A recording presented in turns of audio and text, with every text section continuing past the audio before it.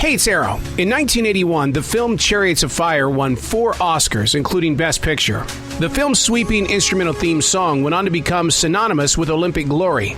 35 years later, the film lives on in popular culture. But who was the hero that inspired the awe? Award-winning sports writer Duncan Hamilton digs deep into his brand new book called For the Glory, the story of Eric Liddell's journey from Olympic champion to modern martyr. We are unplugged and totally uncut with Duncan Hamilton. Wow, dude, this book is more than just a book of thoughts and paragraphs. You really have given us something to be inspired by and to grow forward with. Oh, thank you so much. To be a part of this project, it had to have come from that one little place you were walking along the roads, you were driving in the car, suddenly you had this feeling it was time to bring this book to life. Where were you at?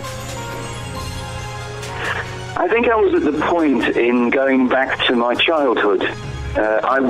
My father was Scottish, and so I was brought up on Scottish heroes. So well before Chariots of Fire ever hit the screen, I knew a little bit about Eric Liddell. And I tend to find that an awful lot of the books that I write and an awful lot of the kind of titles I choose are because it has something to do with something which happened to me early in life. And I suppose that's what happened with Eric Liddell. I'd always been fascinated with that closing credit on Chariots of Fire, where it simply said that he died in a prisoner of war camp in 1945. And when you think that there were 21 years between him winning a gold medal in Paris and dying in China, you thought that's an awful lot of time which hasn't been covered here. To go on that journey, I mean, was it like a vision quest? I mean, to uncover things, for people to share stories? How did you keep it together? I would have fallen apart just to hear the stories. Well, it was. I mean, I was a bit worried when I started to look into Eric's life, because I wondered how many people were still alive who would have known him, because there are some wonderful archives, and there are some and some of these archives people haven't really touched, or they've only been mentioned superficially. But I find that there is nothing more worth a while or more authentic than to be able to get a first-hand account. And I was lucky in the sense that I was able to track down both probably his best friend inside the camp, someone who was in the next bed to him during the time that he was in the Japanese hands. And I also managed to speak to the person who was with him only 2 hours before he died, and I was also able to speak to somebody who was in his late 80s when I spoke to him, but was obviously a teenager during the Second World War. And Eric was virtually his kind of second father. He adopted him. So I was able to get a lot of first-hand accounts, and they were all remarkably similar in one respect, which was how good a person Eric was. You know, it's that side of Eric that, you know, here we are talking about him in 2016. Was it that his willingness to be a giver and not a taker, and his spirituality, that allows him to still be spoken about even today? I think so, because what I got from reading the book was his tolerance, his attitude of love thy neighbour and help thy neighbour, and his dignity. And as I was writing it, and as I was researching it and talking to other people, I would kind of leave someone's home and they would be telling me about the work that he'd done inside the camp, either toting flour sacks or digging water holes, or acting as a kind of uncle for the teenagers, teaching them how to run, how to play sports. And I was thinking to myself, you know, that most of our difficulties on a day-to-day basis seem kind of pretty sort of trivial to the way that with some of the things that he kind of coped with. And you can't help but feel, after kind of hearing all of that, how can I be a slightly better person? How can I be a little more like him? It's almost as if that he's teaching us how to understand the word unconditional, because he was always there unconditionally. Yes, I mean, he didn't expect anything from anybody else, and he didn't necessarily want anything from anybody else. He certainly never did a good turn hoping it would be returned to him.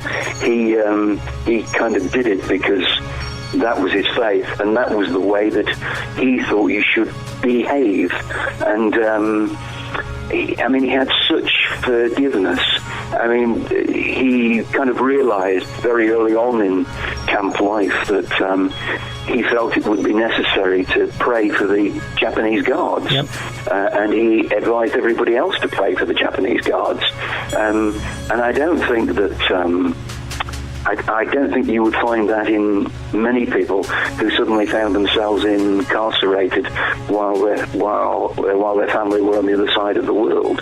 As the author, you paint such a dark picture, but at the same time, there's so much light that you can see everything. As that author, what was that journey like for you to be able to dive into something like this? Well, it was very peculiar in a way because I always remember I went to China and I saw the site of the camp, which was incredibly small, and the Chinese have got a little museum there which preserves it in pictures and in maps and in drawings. And it was very difficult. I mean, you couldn't quite comprehend that you'd gone all that way. You'd read so much about the camp and then you were there. But I think most of all, what hit me, and the significance of the whole thing hit me, when I was sitting in the living room of Maureen Little, who is the daughter that Eric never saw.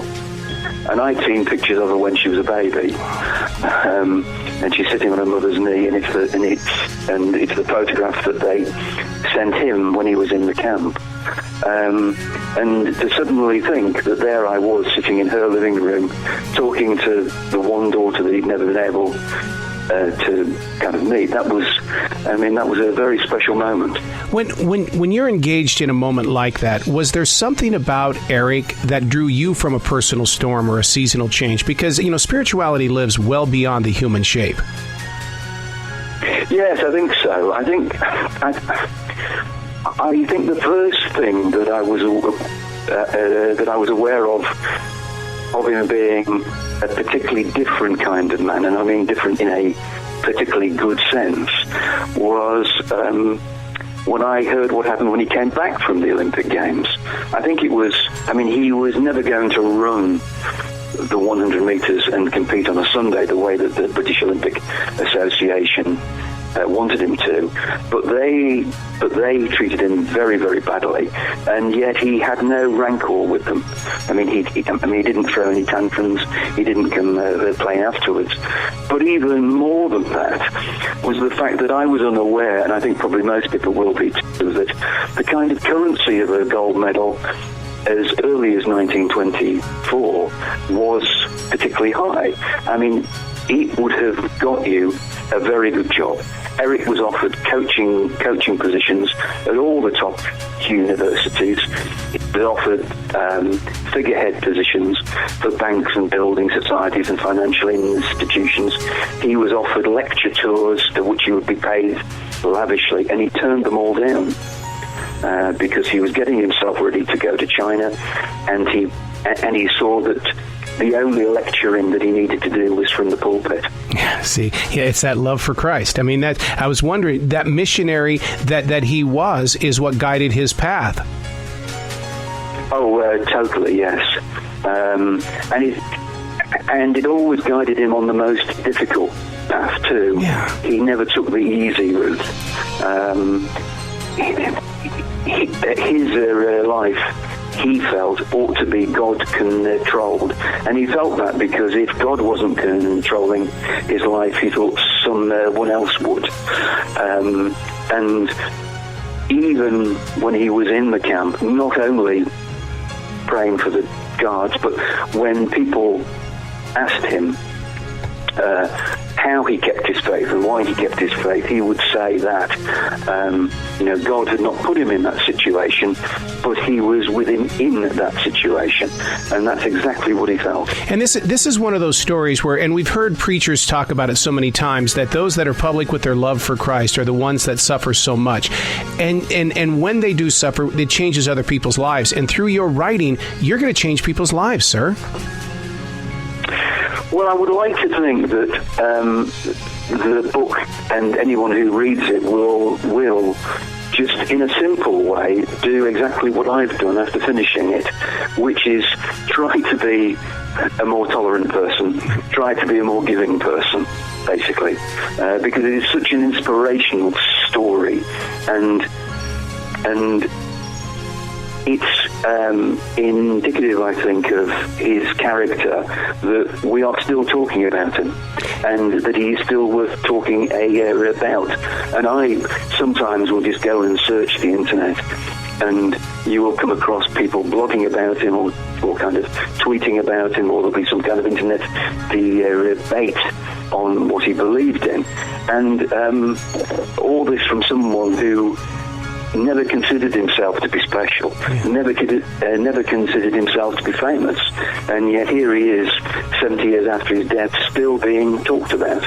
Has it changed the way that you interview sports people, with maybe that you listen a little bit closer because there's a story beyond their words? I think the problem nowadays is that the professional sportsman is so professional. Yeah. And I mean that in the kindest sense, but I did speak to somebody a couple of weeks ago, and it was not an interview; it was just a kind of chat.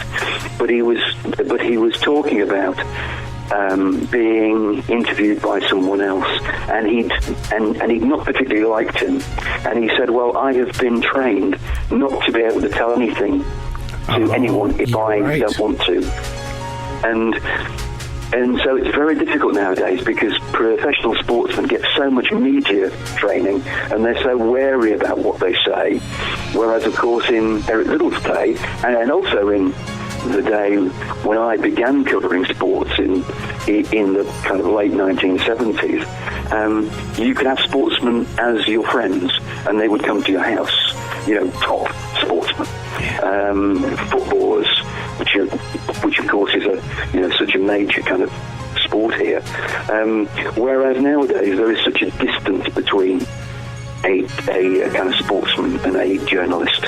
You are so right. You're so right. Well, I can't thank you enough for this book, Duncan, because it really is a true inspiration, and it needs to be given to students that are in high school so they can learn the truth about what it's like to pull from the soul and grow forward. Oh, thank you so much for that.